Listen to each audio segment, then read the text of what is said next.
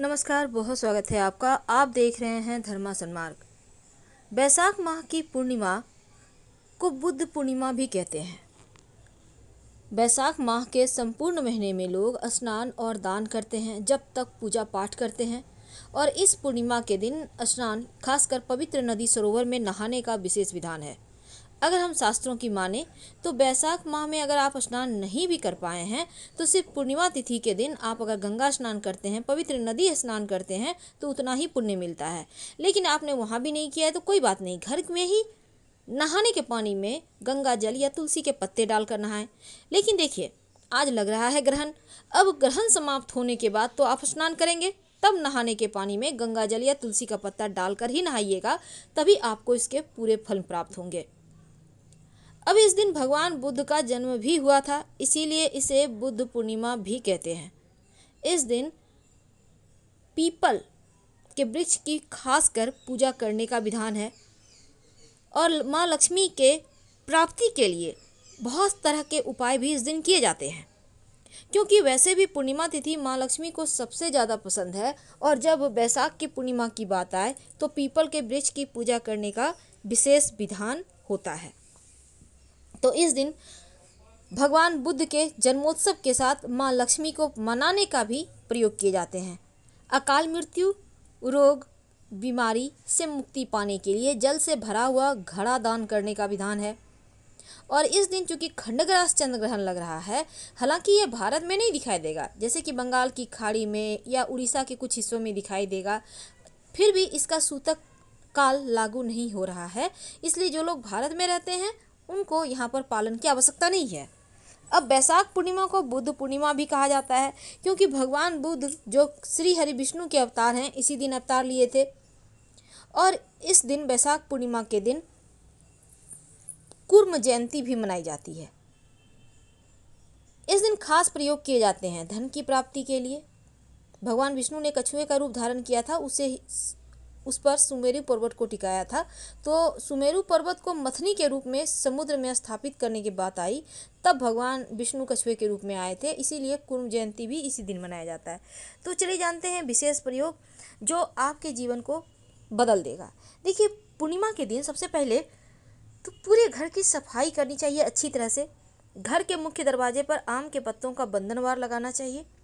आप 1 लोटा जल भगवान सूर्य को जरूर अर्पित कर दें। और इस दिन पास के किसी भी मंदिर में अगर आप झाड़ू दान करें तो उसके भी अलग फल मिलते हैं। घर की साफ सफाई में फिटकरी या फिर नमक का इस्तेमाल करें, क्योंकि चंद्र ग्रहण लगने जा रहा है तो इसका हल्का फुल्का प्रभाव तो रहेगा। इसीलिए आप अपने घर की सफाई नमक मिले हुए पानी या फिटकरी मिले हुए पानी से ही करें। और घर के मुख्य दरवाजे पर एक स्वस्तिक का निशान जरूर बनाएं, ताकि आपके जीवन से तमाम नकारात्मक चीज़ें समाप्त हो जाए। तो नहाने के पानी में आपको याद रखिएगा, ग्रहण समाप्त होने के बाद खासकर आपके घर में, आपके पड़ोस में कोई प्रेग्नेंट महिलाएं हैं तो उनके लिए खास बहुत संभल के रहेंगी। तो इस दिन चूँकि पूर्णिमा माँ लक्ष्मी को मनाने का है, तो आप चाहें तो अपने घर के दरवाजे को फूलों से सजा सकते हैं, आप बंधनवार लगा सकते हैं। मुख्य दरवाजे के दाहिने तरफ जब आप घर से बाहर निकलेंगे तो दाहिने तरफ एक पात्र में पानी रखकर उसमें थोड़ी सी गुलाब की पंखुड़ी रख दें। और आप एक पात्र में थोड़ा सा जल ले लें, उसमें 1 चुटकी हल्दी डालकर पूरे घर में छिड़काव करें, बाकी बचा हुआ पानी किसी पौधे में डाल दें। ऐसा करने से ग्रहण के तमाम नकारात्मक प्रभावों से बचे रहेंगे, सुरक्षित बने रहेंगे। तो पूर्णिमा तिथि के दिन जो चंद्रमा है वो संपूर्ण कलाओं से युक्त रहता है, इसीलिए जिन लोगों को कोई मानसिक परेशानी है, मानसिक तनाव है, इस दिन रात के समय चांदी के बर्तन में थोड़ा सा पानी या फिर गंगा जल डालकर रात भर चांदनी की रोशनी में रख दें। अब इस जल को चांदी के किसी बर्तन में भर के रखना है, याद रखिए, या फिर आप कोई भी बर्तन में रखें और चांदी का कोई धातु इसमें डाल दें, कोई भी सामान। अब इस जल को रोज़ थोड़ा थोड़ा करके सेवन करें, मानसिक परेशानी से मुक्ति मिल जाती है।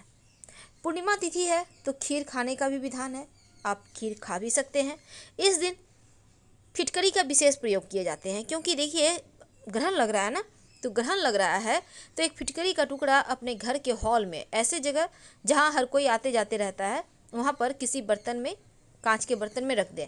आप देखिएगा पूर्णिमा की जब समाप्ति हो जाएगी तब फिटकरी हल्का सा गलने लगेगा या फिर उसमें पीलापन कलर आ जाएगा। ये होता है नकारात्मक चीज़ों को सोखने का विशेष सबूत है तौर पे आप देख सकते हैं इसको। तो फिटकरी रखना है कम से कम 15 दिन 1 महीने तक रखिए, बाद में इसको फेंक दीजिएगा। तमाम चीज़ों को, नकारात्मक चीज़ों को सोख लेगा। अब इस दिन चूँकि खीर बनाने का विधान है और साथ ही छोटी कन्या है तो उनको आप खीर खिला सकते हैं। आर्थिक संपन्नता बढ़ती है। पूर्णिमा के दिन सूर्योदय से पहले उठकर ही घर की सफाई की जाती है। अगर चूँकि यहाँ पर देखिए, आप जब ग्रहण के बाद स्नान कीजिएगा तो पूरे घर की सफाई जरूर कीजिएगा और आपने जितने भी कपड़े पहने हैं सभी कपड़ों को धो लीजिएगा और फिर आप फ्रेश हो जाइए और अपने घर के मुख्य दरवाजे पर हल्दी, रोली या कुमकुम से स्वस्तिक बनाइए। पूर्णिमा के दिन चूंकि पीपल के पेड़ में जल अर्पित करने का विधान है। अगर आपने अभी तक कर लिया है तो अच्छी बात, नहीं तो शाम में जब आप जाइएगा दिया जलाने तब 1 लोटा जल में थोड़ा सा दूध, थोड़ी सी मिश्री और पुष्प सफ़ेद या पीला डालकर ले जाकर पीपल के पेड़ में अर्पित कर दें और फिर एक दीपक जला दें। घी का दिया जलेगा, उसमें लाल धागे की बाती होगी तो धन की देवी लक्ष्मी आपके घर चली आती हैं। तो माँ लक्ष्मी को आप साबूदाने की खीर, मखाने की खीर या सफ़ेद मिठाई का भोग लगा सकते हैं। फिर सबको बांटिए, धन की मुश्किलें दूर होती है। और इस दिन चूँकि ये पूर्णिमा तिथि हनुमान जी के लिए भी बहुत महत्व रखता है, तो हनुमान जी को जो पुरुष हैं वो चोला अर्पित कर सकते हैं। अब पूर्णिमा तिथि जो है वो 26 मई की शाम 4:45 पर समाप्त हो जाएगा। उसके पहले ही तमाम चीज़ें आप कर लीजिएगा। तो हमने आपके साथ बहुत सारी जानकारी शेयर की, लेकिन देखिए आज हम एक और ख़ास बात बताएंगे। और इस दिन खासकर आपको जब आप श्री हरि की आराधना कीजिएगा तो अगर आप उनको चंदन लगाते हैं तो आपका मन शांत होता है। हल्दी लगाते हैं, गुरु मजबूत होता है। भगवान सूर्य को जल अर्पित करें तो उसमें काला तिल डालकर अर्पित करें, आपके पितृ प्रसन्न होंगे। इस दिन जो ग्रहण लगेगा उसमें सोइएगा मत, ग्रहण के समय नहीं सोना चाहिए। घर में बेवजह झगड़े, लड़ाई, वाद विवाद मत कीजिएगा, नहीं तो घर में टेंशन बढ़ेगा, परेशानियां बढ़ेगी। और ग्रहण काल में वैसे तो बहुत सारे प्रयोग नहीं किए जाते हैं, जैसे कि आप ब्रश नहीं करना है, आपको टॉयलेट वगैरह पहले से हो लें तो अच्छा है।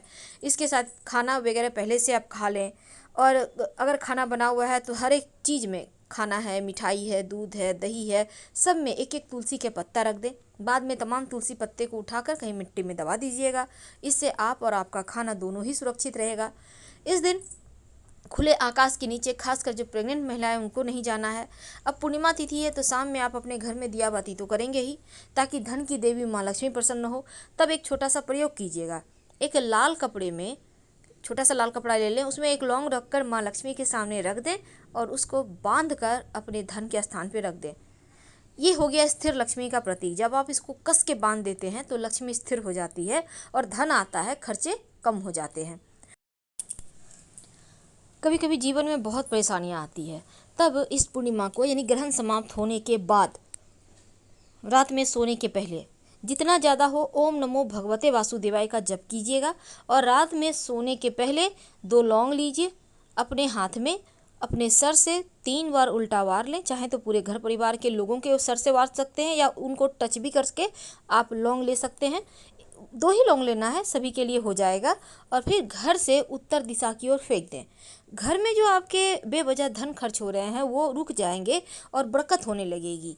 और इस दिन जितना ज़्यादा हो, क्योंकि ग्रहण के वक्त भी मंत्र जप करना चाहिए ताकि जीवन में सुख सुविधाएं बढ़े। भौतिक रूप से आप हमेशा ही लग्जरी लाइफ जिएं और माँ लक्ष्मी की कृपा बरसे। तो शाम में भी दिया बाती करने के समय 2 लौंग डालकर ही दीपक जलाइए। हर हर महादेव। हम फिर मिलेंगे।